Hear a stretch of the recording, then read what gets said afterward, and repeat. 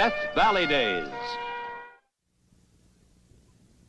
Love drives men to desperate lengths and desperate deeds. In most cases, love of a woman. This story, though, records 19 hectic hours of courtship by a colorful adventurer in behalf of his great love, San Francisco. An adventurer so colorful I couldn't resist playing him. The man, William Chapman Ralston, was head of the city's leading bank. Late in 1869, a national depression threatened the bank and the city he adored. To save them, he improvised a wild, incredible scheme, risking his fortune, his freedom, and his future with a raid on the San Francisco Mint.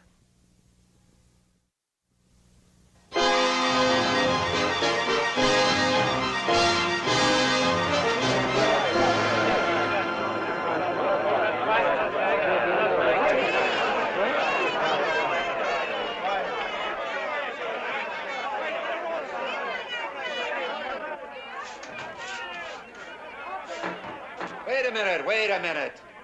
This is San Francisco. We don't shut doors in people's faces. Open it up. Would you get me a chair, please? Go on, open it up. Those people out there are my friends. Thank you.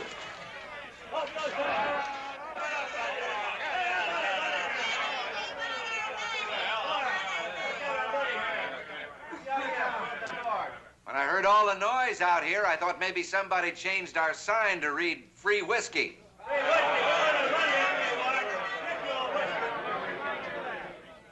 figured if they had, I wanted to be sure I got my share. Now, to the few of you who don't know who I am, I'm Billy Ralston. I work here. Yeah, where's our money? Hello, George. George, you've got every right to be here. You have money on deposit. So's your store. Billy, I don't care about my money, but the store can't afford to lose anything in this. I care about your money. And yours. And yours. And I got a little secret for you.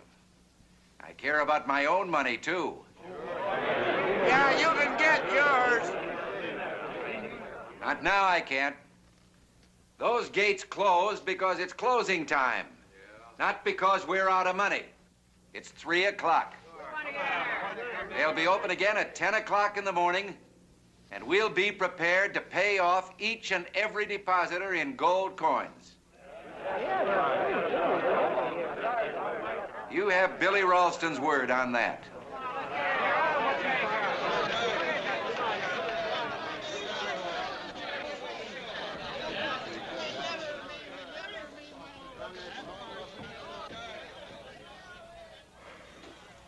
Maurice, you're chief cashier, not a pallbearer.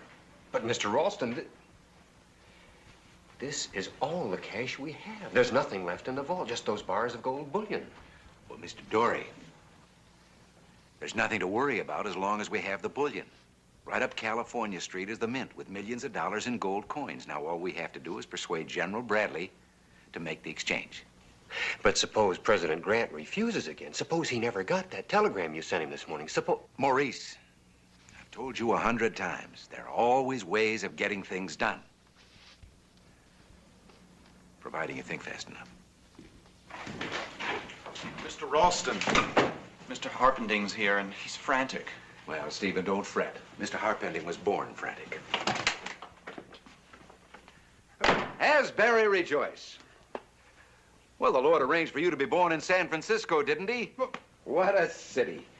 What other place on earth could a banker be sitting on $1 million in gold bullion and have even his own stockholders afraid he's bankrupt? Have a cigar. You know I don't smoke. Well, try one anyway. It'll make you look prosperous. Maybe I'll lend you a fortune. You've lent too many fortunes already. That's why the bank's in trouble. Oh, no one can be in trouble when the wine is chilled. Billy. Please, Billy, listen to me. Go ahead. For your information, shares on all Comstock mines hit new lows on the exchange today. And the crews building the Central Pacific had to quit because of a blizzard. Everything you put the bank's money into is turning sour. Asbury, don't you think it's a little late for me to learn to cry?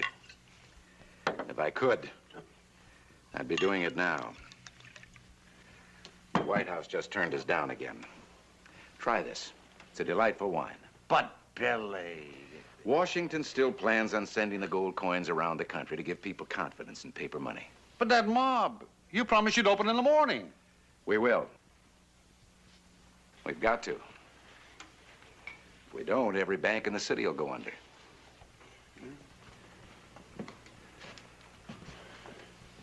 Of course, but... Maybe New York, Philadelphia, Chicago. Maybe they're old enough to survive such a panic. San Francisco isn't. And I won't let San Francisco die. Well, may that be the last time today that I feel important enough to utter a noble sentiment. I disagreed with General Bradley when he said the president wouldn't approve. I suppose now I should serve steak for him tonight and crow for me. And with his inflated vanity, he's going to keep reminding you that he was right.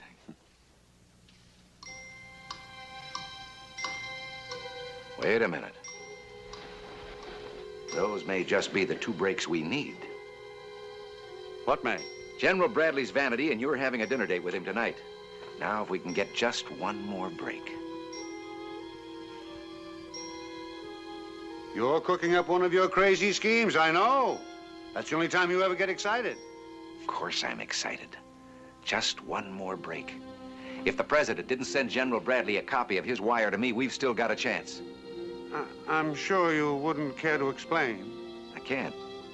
I've got to work this out as I go along. But don't you make any plans for tonight.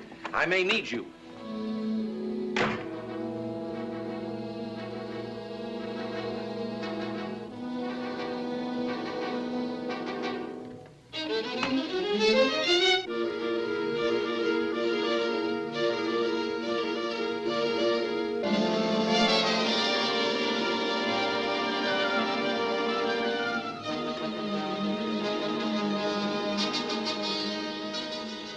Afternoon, General. Oh, hello, Ralston. Well, is this a new picture? Oh, yes. Some of my friends persuaded me to have it taken. Oh, of course, I didn't want to wear all those medals, but the photographer insisted.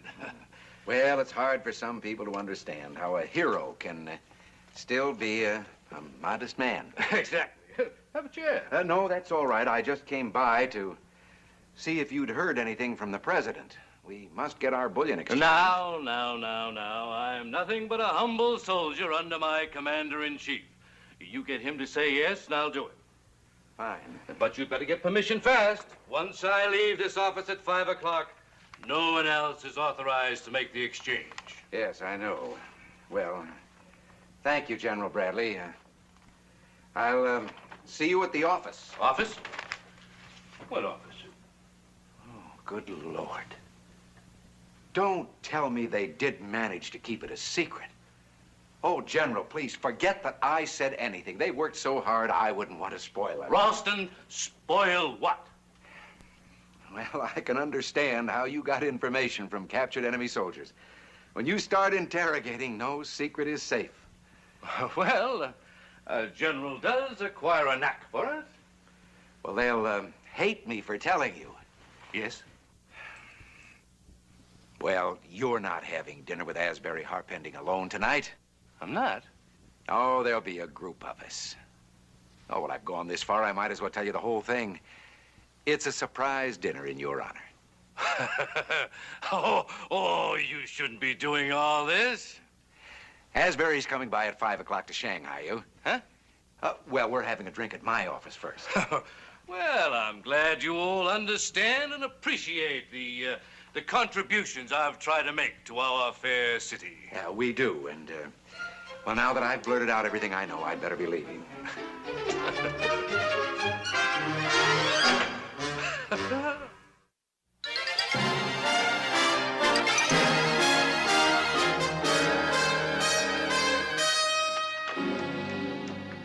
Good evening, sir. Stephen, I've never been able to blow a smoke ring. I'll be going to supper now. All right. I think the battlefield's prepared for the general. The telegram from the president. Shall I file it before I go? Oh, no, not yet. I'll take that. I want to show it to the general later on. But, Mr. Ralston, the president refused. I'm counting on the general being so vain he'll overlook that minor detail. The guards and the clerks in the vault weren't too happy about coming back to work after supper, but they will. Fine. And the police? Well, the chief really whistled when he read your note, but he said he'd keep the street closed tonight between here and the Mint. Good. The enemy approaches. See you later.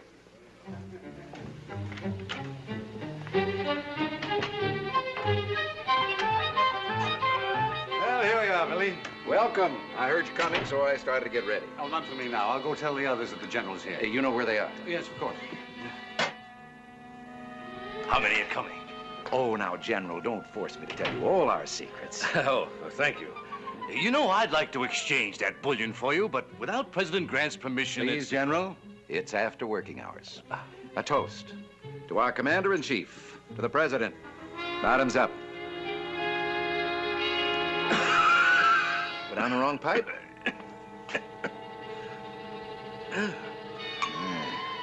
Now we'll drink a toast.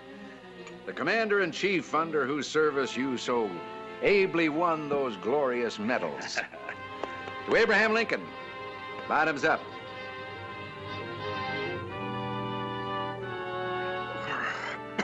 No, I don't think I'd better. Now, General, don't tell me you're going to be modest about your drinking, too.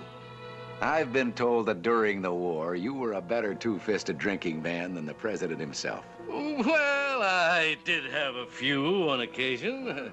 Besides, it wouldn't be fair. We drank to General Grant. Now we have to drink to his courageous opponent, to Robert E. Lee.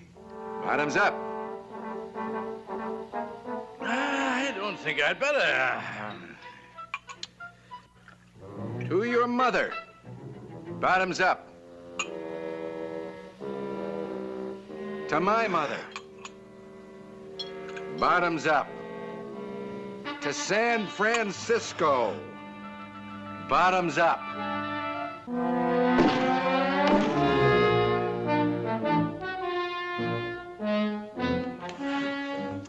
Billy,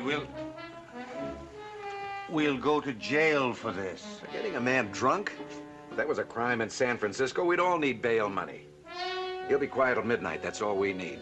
I don't mean to be over-curious, but would you please tell me what you're planning to do now? There they are. The key to my entire scheme.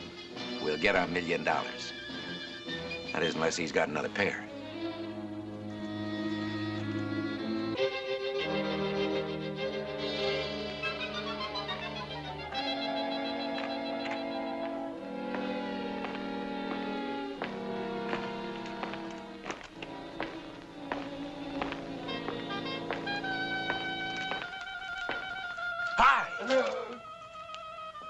Take all I've got.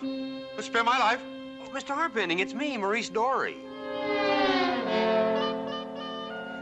Does Ralston insist that everybody at this bank frighten the stockholders? I'm sorry, sir. By any ridiculous coincidence, do you know why we're here? Mr. Ralston said be at the side entrance at midnight in old clothes. Ah! Insane! Absolutely insane! I have half a mind to...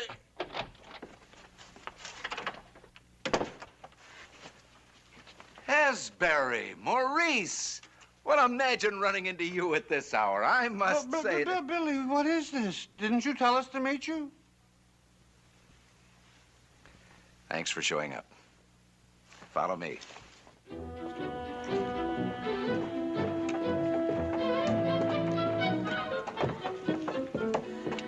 Billy? I'm not walking another step.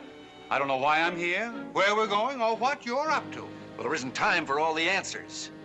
Are you willing to go on? With you? Sure. Asbury, I've known you for a long time.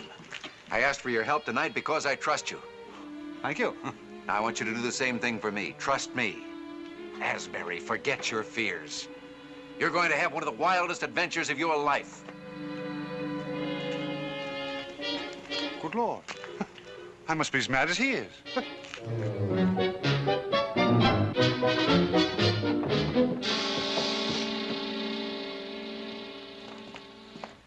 Well, here we are. That's all perfectly logical, Asbury. If I want bread, I go to a bakery. When I want gold coins, I come here. But you don't think I'm going to help raid the United States Mint? Oh, certainly not. I'm going in alone. In heaven's name, why'd you bring us? Well, $1 million in gold coins weighs about 5 tons. I'd have to make too many trips alone without your help. Sir, the men on duty can't do any business without General Bradley. Yes, well, I think General Bradley's inside, sleeping like a baby. An alcoholic baby. This is the most brazen robbery I ever heard. Asbury, up till now, I haven't stolen anything except a pair of General Bradley's glasses. I never saw him wear any glasses. No one else did. They're a sign of age, like those gray hairs he keeps covering up with boot polish. Well, I'm sorry, sir, but I just don't understand what General Bradley's glasses have to do with getting coins. Well, I'm gambling everything that he can't even read a telegram without them and is too vain to admit it. We'll know in a few minutes.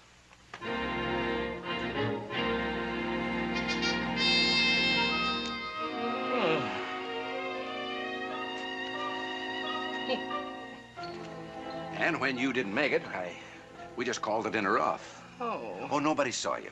Harpenning explained to them that you had to remain here on official business. Thank you. Oh. It's happened to all of us. Oh.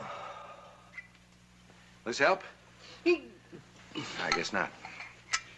Well, I'm certainly glad that I knew where to find you at this late hour, because we finally got the telegram from President Grant. You did? See for yourself. Oh.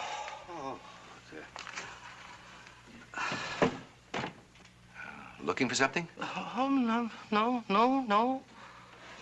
Well, you can't get much more official than that. A telegram right from the White House and signed by the president himself. Well, it's good enough for me. Wonderful. Now you just bring your wagon load of bullion around in the morning. In the morning? General, I can't wait. Everybody will see us moving the gold. They'll know that we're short of gold coins, and they won't take paper money. You know that. Yes, but there's only a handful of men on night duty, and I'll haul it myself in small bags, cartons, anything, but I've got to have that $1 million. Please.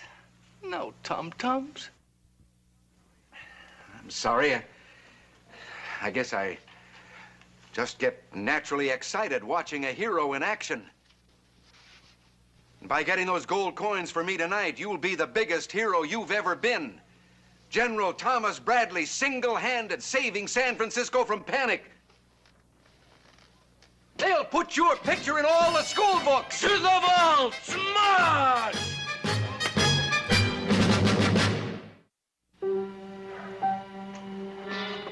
Here he comes.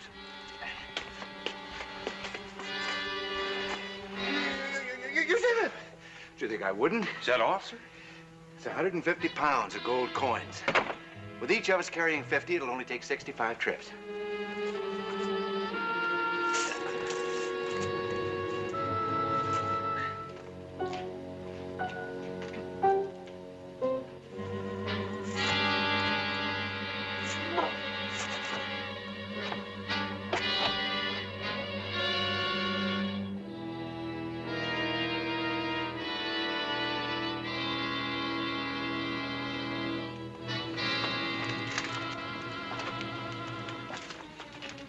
Can't see him yet, but bring it out.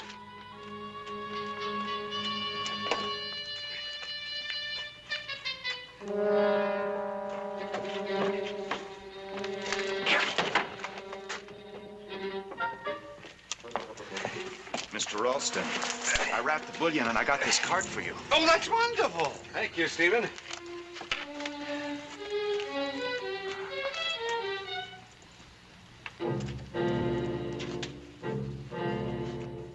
We'll carry it, Stephen. But that doesn't make sense. If I wanted wheels, I'd get a horse and wagon. I know where I can get you one. So do I.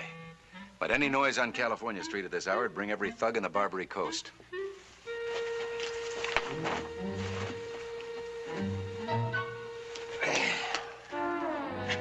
Cheer up, Asbury. We only have to move 5 tons.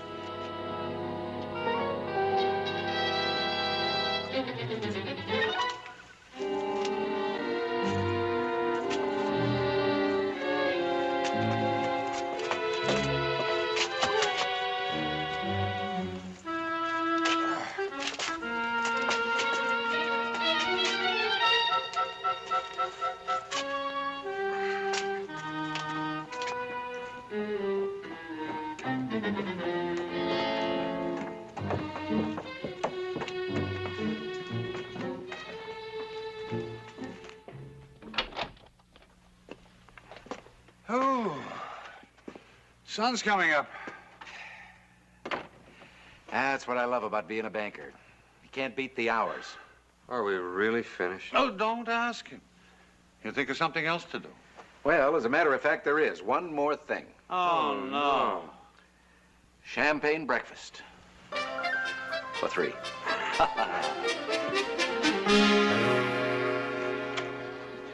We're all set, Mr. Ralston. Good. I think I'll come out and watch the stampede myself. I just hope that money holds out. Maurice, that was gold we were hauling all last night. Well, I know, sir, but... $1 million worth. Well, I worked in a bank once where they had a run. And you know, if those big commercial depositors begin closing out their accounts of $50,000 to $100,000 apiece, that $1 million isn't going to last very long. One night with Asbury harp ending, you've learned to worry. Oh, I know, sir, but... There are commercial depositors outside in that mob, and they get just as frightened about their money as anyone else. But they're people. So our little show will work on them, too. I hope.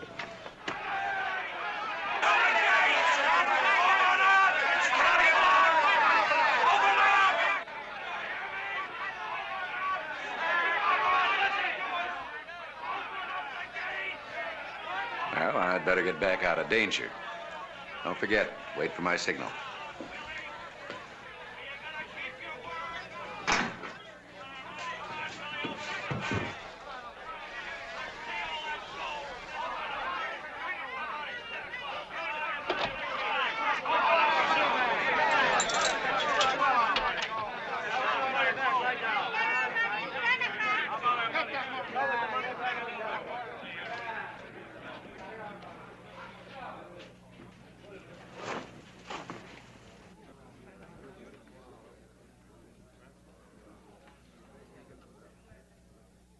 Billy, that real money there?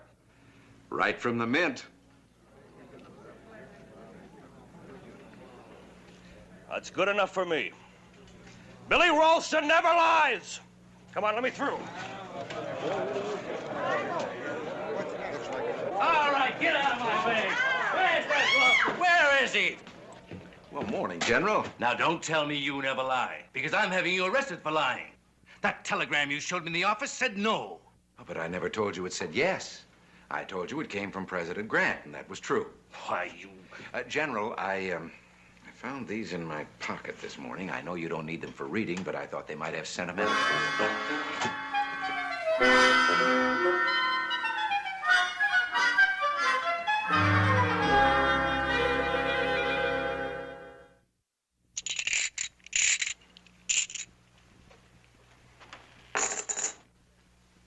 General Bradley did have Billy Ralston arrested for his midnight raid on the United States Mint.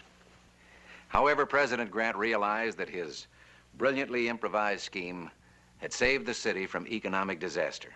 So the White House withdrew all charges. Freed once again, Billy resumed making important contributions to San Francisco. Among other things, he built the internationally famous Palace Hotel, which still stands as a monument to the memory of William Chapman Ralston. Next week, another true story on Death Valley Days.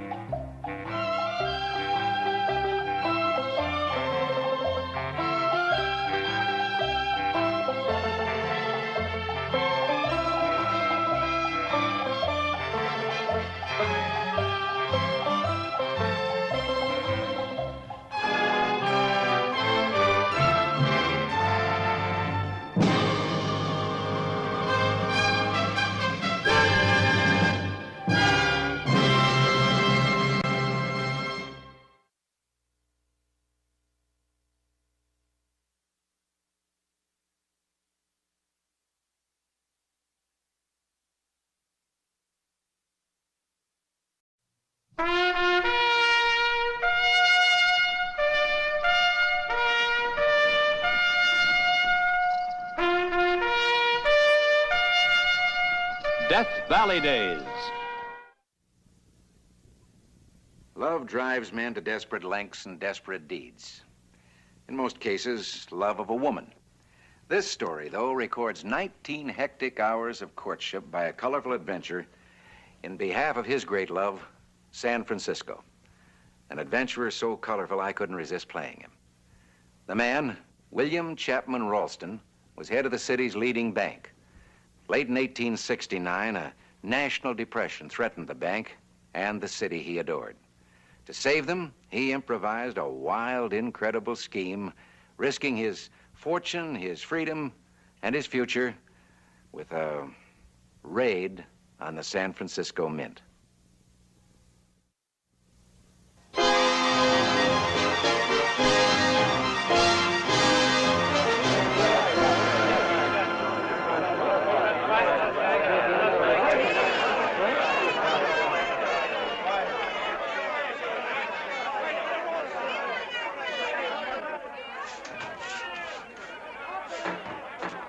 Wait a minute.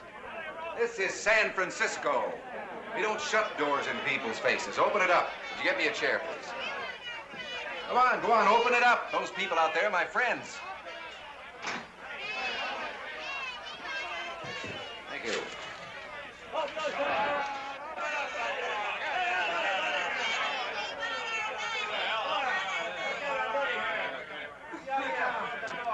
When I heard all the noise out here, I thought maybe somebody changed our sign to read free whiskey. I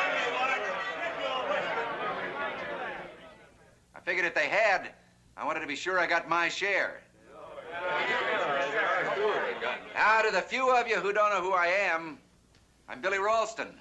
I work here. Yeah, where's our money? Hello, George. George, you've got every right to be here. You have money on deposit. So's your store. Billy, I don't care about my money. But the store can't afford to lose anything in this. I care about your money.